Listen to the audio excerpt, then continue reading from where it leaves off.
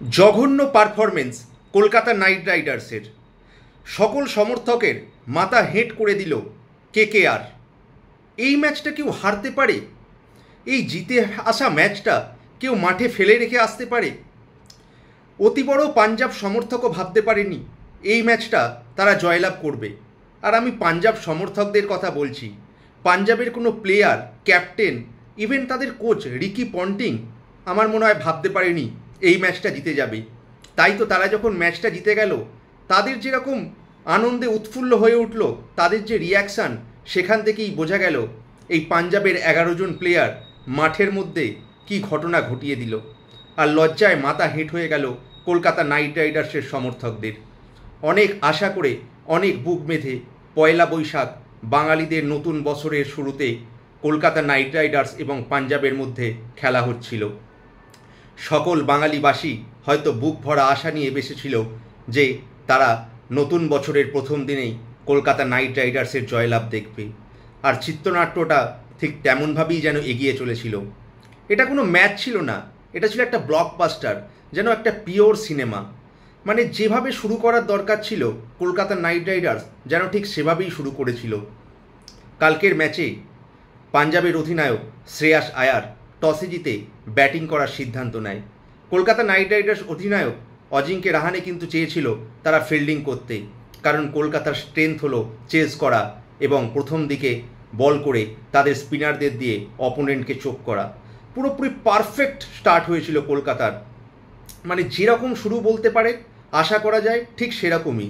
Spin সহায়ক pitch পেয়ে তাদের দুই স্পিনার বরুণ চক্রবর্তী, সুনীল নারিন তো নিজের পুরোপুরি ভঙ্গিমায় এসে গিয়েছিল। আনরিচ নর্চে এবারে প্রথমবারের জন্য আইপিএলে কলকাতা নাইট রাইডার্সের হয়ে খেলার সুযোগ পায়, যথেষ্ট ভালো পারফরমেন্স করে। হর্ষিত রানার কথা আলাদা করে বলতে হবে, তিনটে উইকেট নিয়ে পাঞ্জাবের পুরো কোমর ভেঙে দিয়েছিল। বৈভব অরোরাও অসাধারণ বল করেছিল। পুরো চিত্রনাট্য যেভাবে শুরু হয় ঠিক সেইভাবেই শুরু হয়েছিল।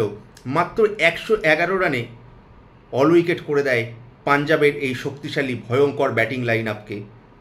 আর যখন সকলেরই মনে হয়েছিল এই ম্যাচটা তো কলকাতা অনায়াসে জিতে যাবে, হয়তো বিশাল বড় নেট রান রেটে ইমপ্রুভ করে টেবিলের টপার হয়ে যাবে, সকলেই যখন এটা ভেবেছিল, কিন্তু হয়তো ক্রিকেট ঈশ্বরের অন্য কোনো প্ল্যান ছিল। প্রথম দিকেই সুনীল নারিন আউট হয়ে যায় 7 রানের মাথায়, দলগত স্কোর সেই 7 রানেই আউট হয়ে যায় কুইন্টন ডিকক। তারপরে আংগ্রেস রঘুবংশী এবং অজিঙ্ক্য রাহানের একটা সুন্দর পার্টনারশিপ দেখে মনে হচ্ছিল পিচটা এতটাই পাটা, হয়তো 10-12 ওভারের মধ্যেই কলকাতা নাইট রাইডার্স ম্যাচটা জিতে যাবে। কিন্তু তারপরেই এলো সেই ট্র্যাজিক মুহূর্ত। একটা ভুল ডিসিশান, একটা রং ডিসিশান ক্রিকেট খেলাকে কিভাবে পরিবর্তন করে দিতে পারে হয়তো কালকের ম্যাচটা না দেখলে বোঝাই যেত না। অজিঙ্ক্য রাহানের আউটের একটা ভুল সিদ্ধান্ত, যুগবেন্দ্র চাহাল প্রথম ওভারেই বল করতে আসে, অজিঙ্ক্য রাহানে সুইপ করার চেষ্টা করে, বলটা প্যাডে লাগায়, আবেদন করে, সঙ্গে সঙ্গে আম্পায়ারের হাত কাড়া হয়। কিন্তু অজিঙ্ক্য রাহানে এবং আংগ্রেস রঘুবংশী আলোচনা করে সেটা রিভিউ নেয় না। পরবর্তীকালে দেখা যায় সেটা মিসিং দ্য অফ স্ট্যাম্প। তাই যদি অজিঙ্ক্য রাহানে রিভিউ নিত তাহলে এটা নট আউট হয়ে যেত আর উইকেট পড়তো না। কিন্তু এই একটা ডিসিশনই খেলাটাকে পুরোপুরি ঘুরিয়ে দিল। অজিঙ্ক্য রাহানে আউট হওয়ার পরেই ভেঙ্কটেশ আয়ার, তারপরে রিঙ্কু সিং, এবারে one of the most flop batsman Rinku Singh, Venkatesh Iyer, রামনদীপও কিছুক্ষণের মধ্যে আউট হয়ে যায়। তারপরে সমস্ত ভরসাটা ছিল আন্দ্রে রাসেলের ওপর। ক্যারিবিয়ান তারকা এবারে কোনো ম্যাচে এখনও পর্যন্ত কোনো রকমভাবেই ছাপ ছাড়তে পারেনি। তাই কালকের ম্যাচটা হিরো হওয়ার খুব সুযোগ ছিল, কিন্তু সেই ম্যাচেও ফ্লপ আন্দ্রে রাসেল। যুগবেন্দ্র চাহালের 1 ওভারে 2টো ম্যামাথ 6 এবং একটি 4 মেরে 16 রান কমপ্লিট করে। কিন্তু যখন 5-5টা ওভার পড়েছিল, 17 রান মতো দরকার ছিল, তখন মার্কো জনসনের প্রথম বলেই মারতে এসে প্লে ডাউন হয়ে আউট হয়ে যায় আন্দ্রে রাসেল। আর সমস্ত কলকাতাবাসী, সমস্ত কেকেআর প্রেমীর বুকে আঘাত দেয় এই একটা শটই। কিন্তু অপরদিকে পাঞ্জাব, তারা তো নিজেরাই অবাক হয়ে গেল।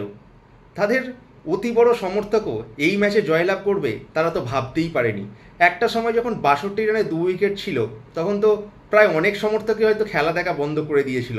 তারা তো ভেবেই নিয়েছিল এই ম্যাচটা ইজিলি শেষ হবে।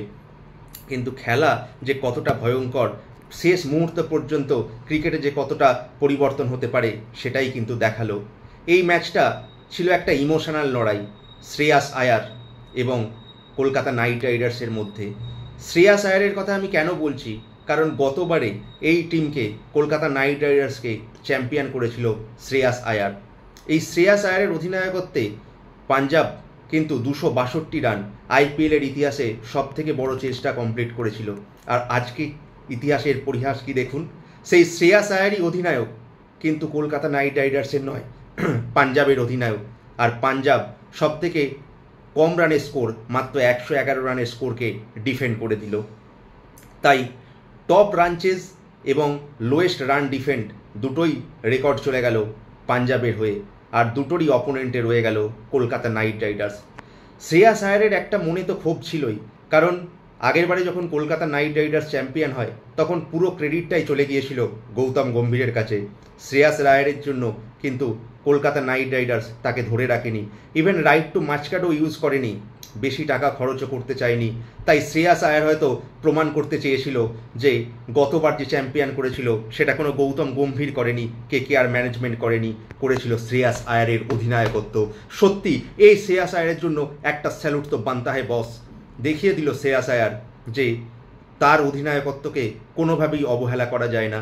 সত্যি কথা বলতে অসাধারণত্ব অধিনায়ক করলো, প্রত্যেকটা টিমের বোলার তো অসাধারণ বল করলো, যুগবেন্দ্র চাহালকে কিভাবে ইউজ করতে হয় দেখিয়ে দিল। আর ম্যাচের সেরা সেই যুগবেন্দ্র চাহাল 28 রান দিয়ে 4টি বহু মূল্যবান উইকেট তুলে নিল এই যুগবেন্দ্র চাহাল।